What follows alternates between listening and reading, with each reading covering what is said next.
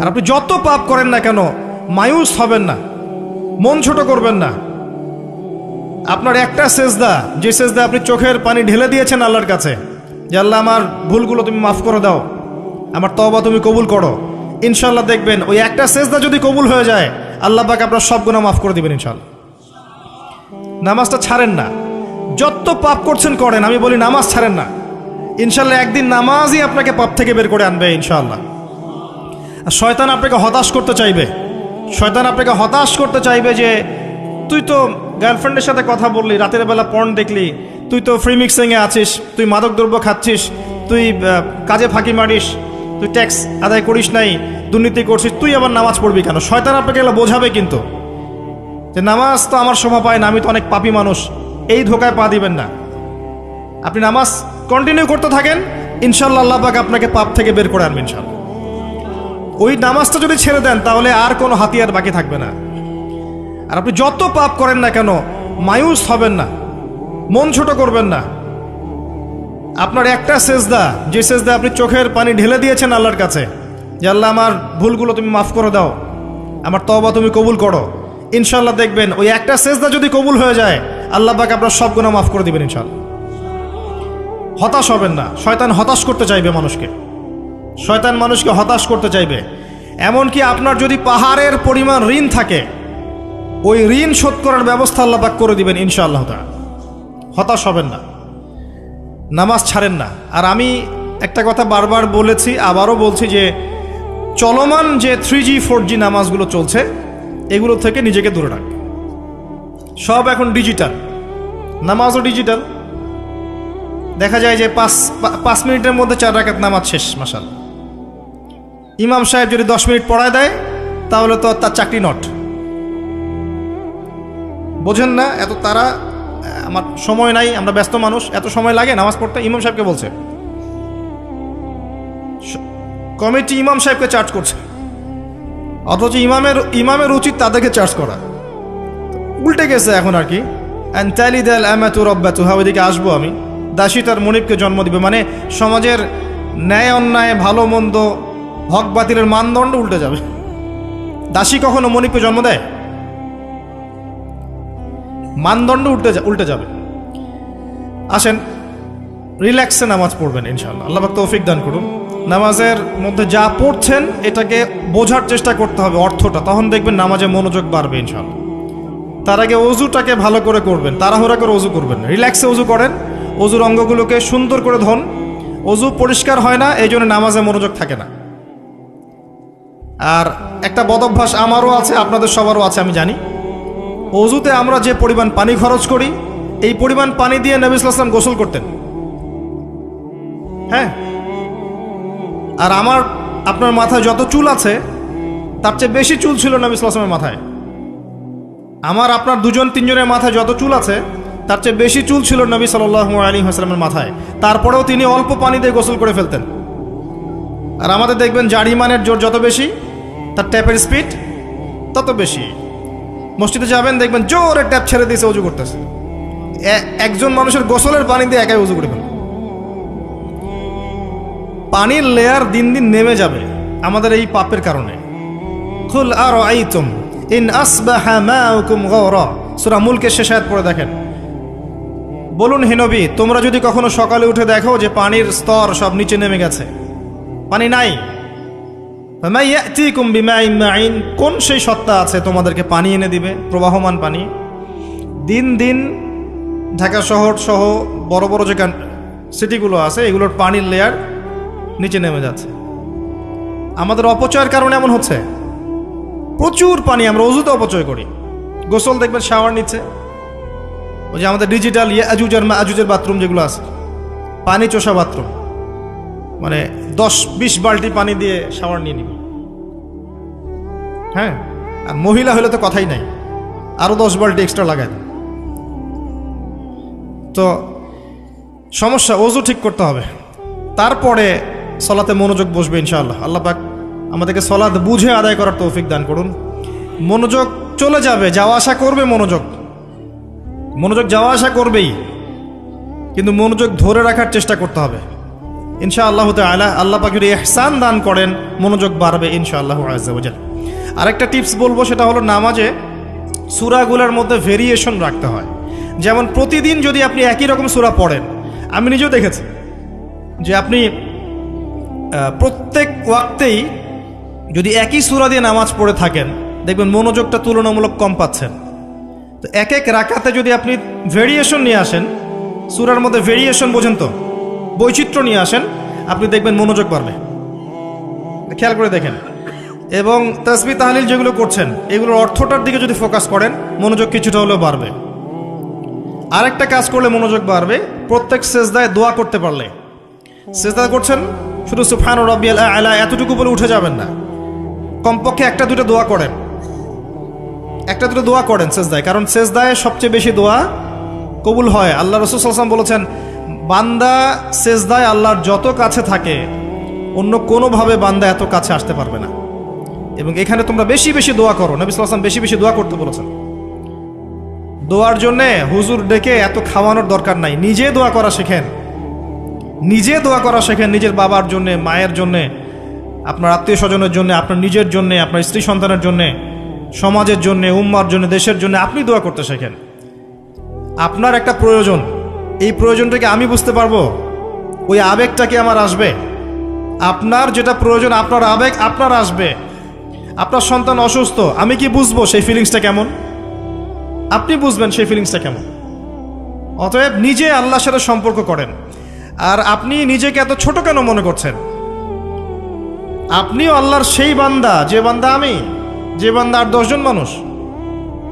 আল্লাহ পাক আপনাকেও ভালোবাসেন, আল্লাহ পাক অবশ্যই আপনাকে ভালোবাসেন। জীবনের দীর্ঘ সময় পর্যন্ত আপনি আল্লাহকে ডাকেন নাই, আল্লাহ আপনাকে ফেলে দেয় নাই।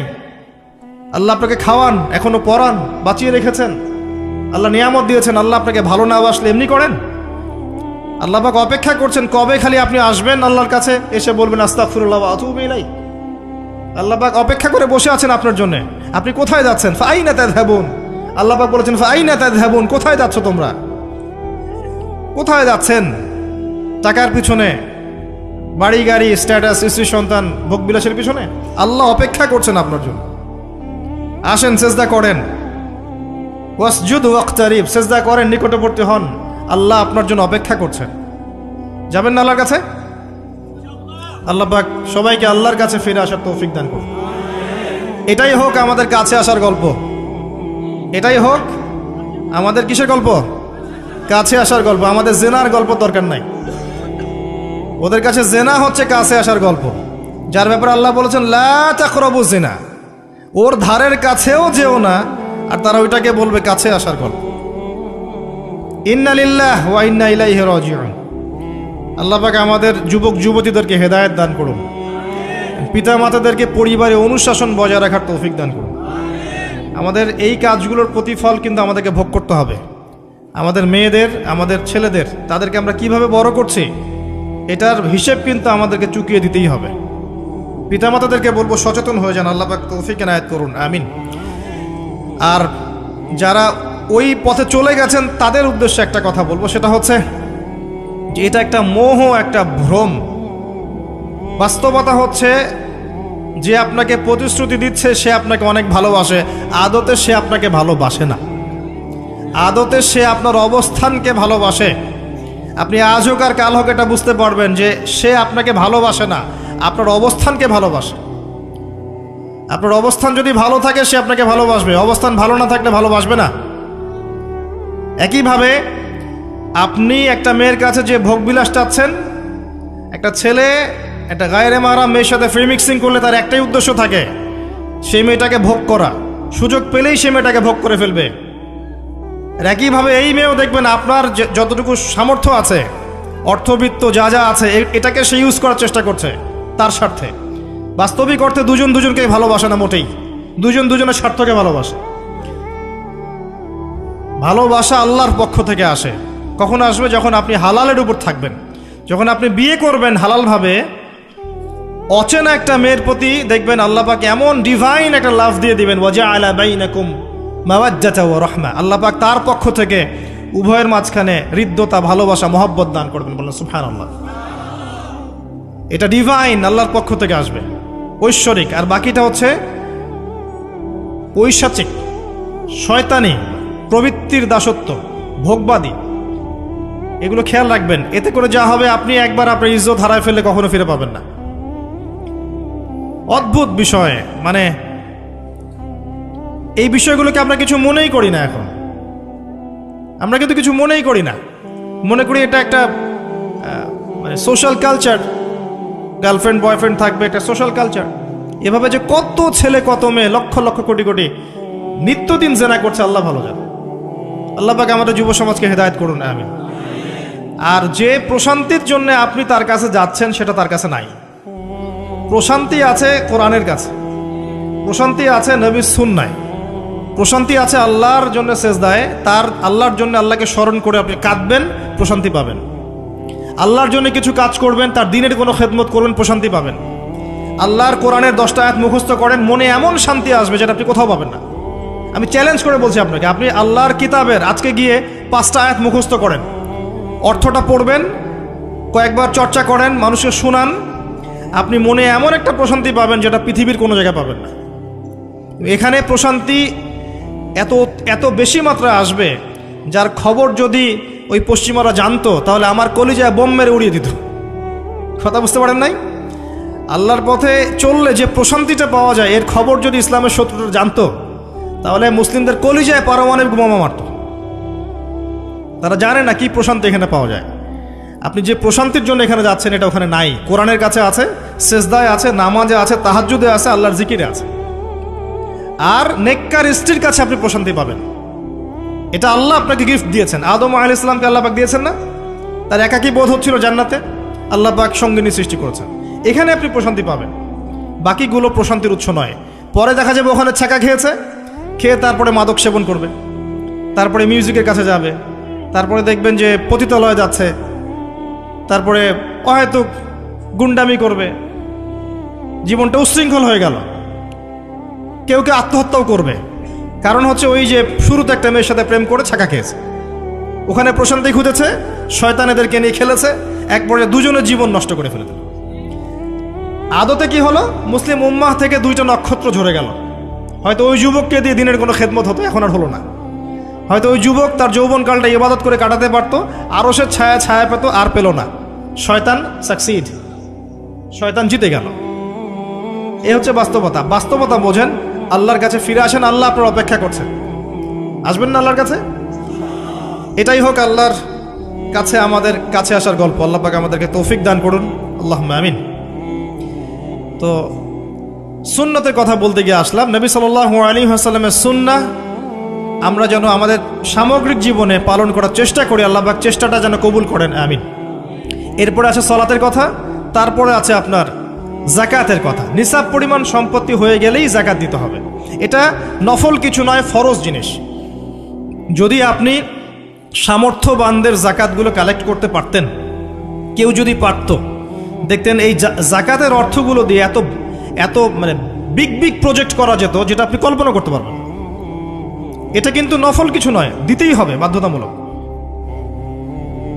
যাকাত আল্লাহ পাক এই জন্য ফরজ করেছেন, যাতে করে সমাজের মধ্যে ধনী এবং গরিবের সাম্য বজায় থাকে।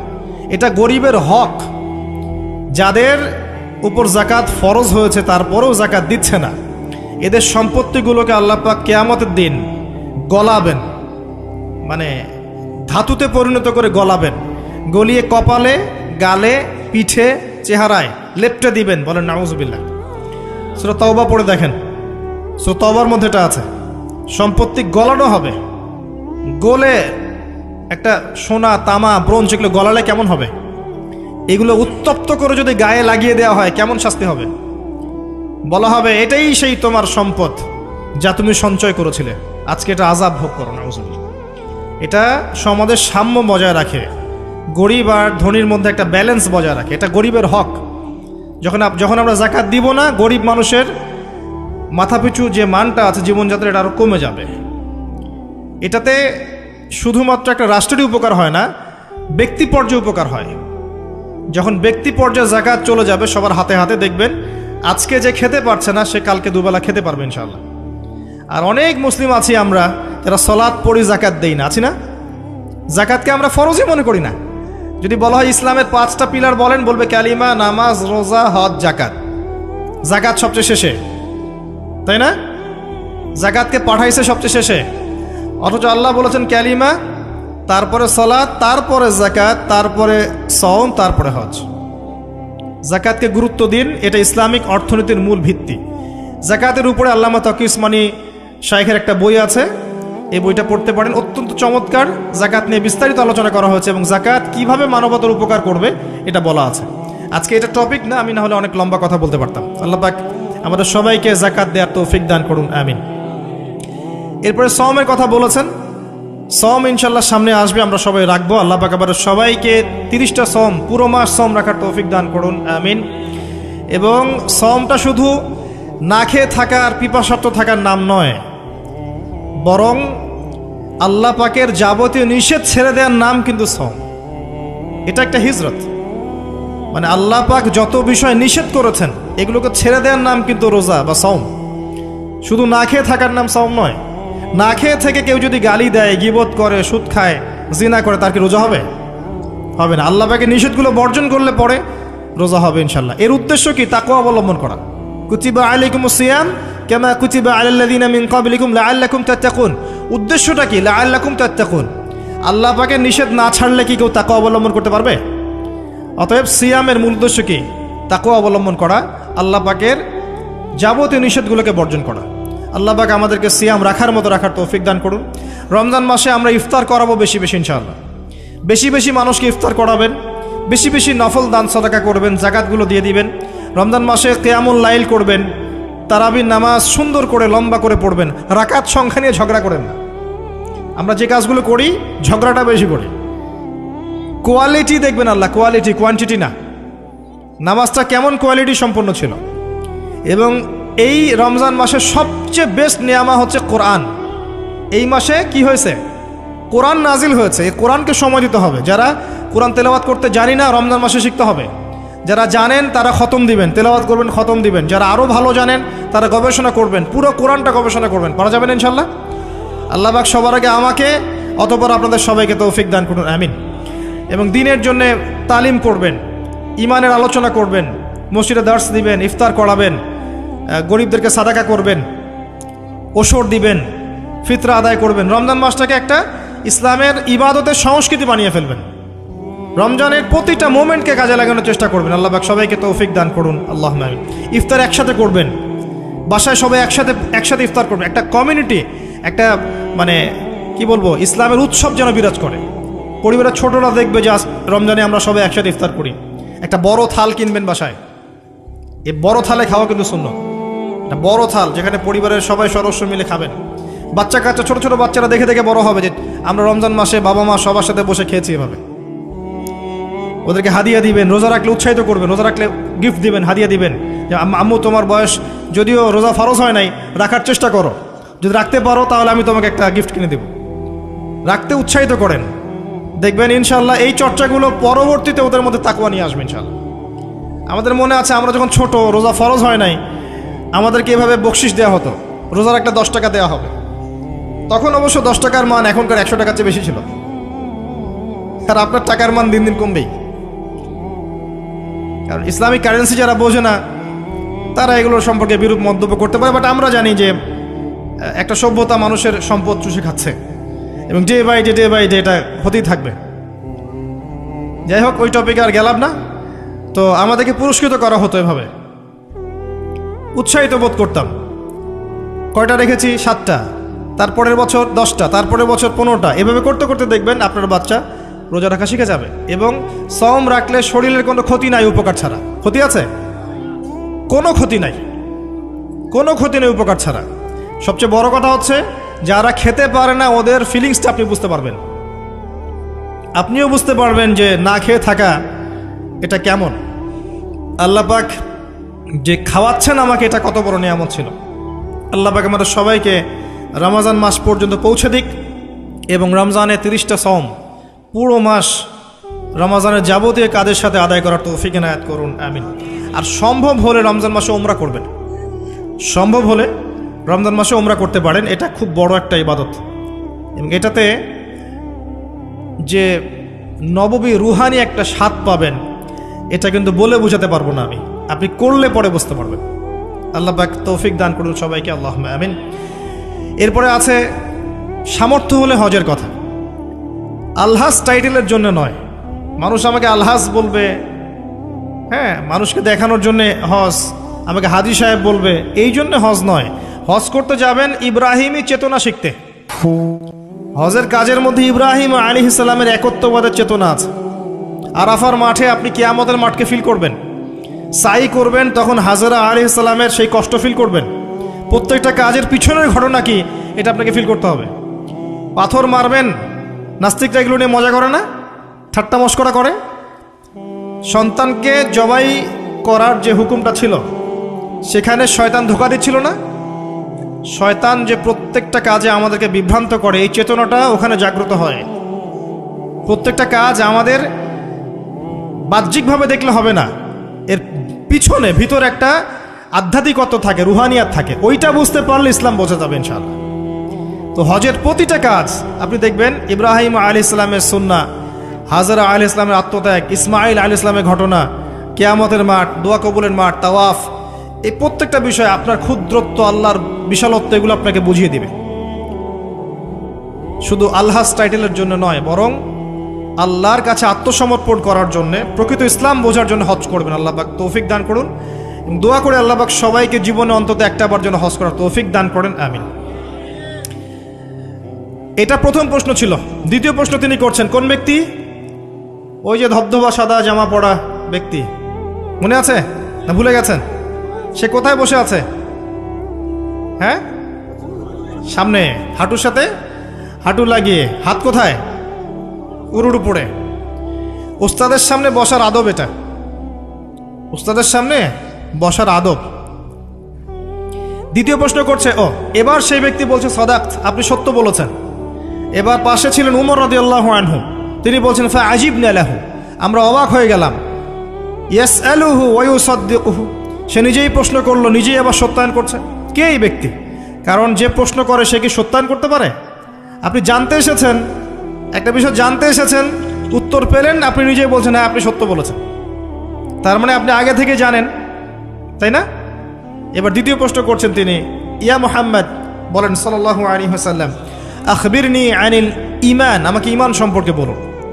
এখন নবী সাল্লাল্লাহু আলাইহি ওয়াসাল্লাম বলছেন, আল ঈমান, ঈমান হচ্ছে আন তুমিনা বিল্লাহ, তুমি বিশ্বাস করবে প্রথমত এক আল্লাহর প্রতি, ওয়া মালাইকাতিহি, তার ফেরেশতা মণ্ডলীর প্রতি, ওয়া কুতুবিহি, সমস্ত আসমানি কিতাবের প্রতি, ওয়া রুসুলিহি, সমস্ত নবী রাসূলগণের প্রতি, ওয়াল ইয়াউমিল আখির, পরকালের জীবনের প্রতি।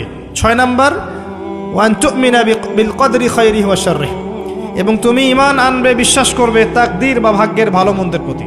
এই 6টা বিষয়ের প্রতি মনে বিশ্বাস করবে, মুখে স্বীকার করবে এবং কাজে বাস্তবায়ন করবে, এর নাম হচ্ছে ঈমান। মনে থাকবে কয়টা বিষয়? 6টা। এখানে একটা কথা আমি বলি, আগেও বলেছি আবার বলছি, এই 6টা বিষয় গায়েবের বিষয়। এগুলোকে আপনি যুক্তি, বিজ্ঞান, দর্শন দিয়ে প্রমাণ করতে পারবেন না। পারবেন? পারবেন না। পরীক্ষা নিরীক্ষা, যুক্তি, বিজ্ঞান, দর্শন দিয়ে ল্যাবরেটরিতে বসে কি আল্লাহ, ফেরেশতা, আসমানি কিতাব, নবী রাসূল, পরকালে পরীক্ষা করা যায়? যায় না। এগুলো কিসের বিষয়? গায়েবের বিষয়। আল্লাযীনা ইউমিনুনা বিল গায়ব, মুত্তাকি কারা? যারা গায়েবে বিশ্বাস করে, এদের জন্যই হচ্ছে আলিফ লাম মিম যালিকাল কিতাব লা রাইবা ফি হুদাল লিল মুত্তাকিন। তো ঈমানের 6 পিলারকে 3টা কাজ করতে হবে: মনে বিশ্বাস, মুখে স্বীকৃতি এবং কাজে বাস্তবায়ন। যারা শুধু বিশ্বাসটাকেই সবকিছু মনে করে, এদেরকে বলা হয় মুরজিয়া বা শৈথিল্যবাদী। আর যারা কাজ করতে গেলেই পান থেকে চুন খসলেই কাউকে কাফের বলে ফেলে, এদেরকে বলা হয় খাওয়ারেজ বা খারেজি। আহলে সুন্নাহ ওয়াল জামায়াতের আকীদা হচ্ছে মাঝখানে। ঈমানের বেইজ হচ্ছে দুটো জিনিস: মনে বিশ্বাস, মৌখিক স্বীকৃতি। কাজে বাস্তবায়ন হচ্ছে ফুরু বা শাখা। কাজ করতে গিয়ে যদি আপনার ভুল হয়, কবিরা গুনাহ করে ফেলেন, আপনি কাফের হবেন না, বরং ফাসেক বা জালেম হতে পারেন। এবং কবিরা গুনাহ করে ফেললেই কাউকে হত্যা করা জায়েজ নাই, তার তওবার দরজা কি আছে? খোলা আছে। এই হলো ঈমান। তারপরে তিনি আবার প্রশ্ন করছেন, ইয়া মুহাম্মদ, বলেন সাল্লাল্লাহু আলাইহি ওয়াসাল্লাম, আখবিরনি আনিল ইহসান, আমাকে ইহসান সম্পর্কে বলুন।